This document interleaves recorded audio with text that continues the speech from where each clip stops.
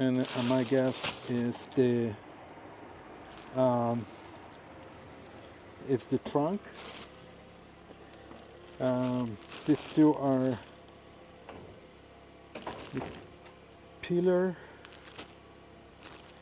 A and B pillar. This is the hood. I guess this is the frunk, but they call it the hood. Not sure why. And then there's this one, the console. I have no idea what is this for.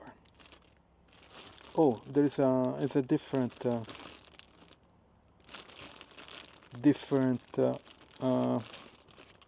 there is no tape here. Anyway, let's start with the left front door. Then I will do the other doors. We'll do maybe a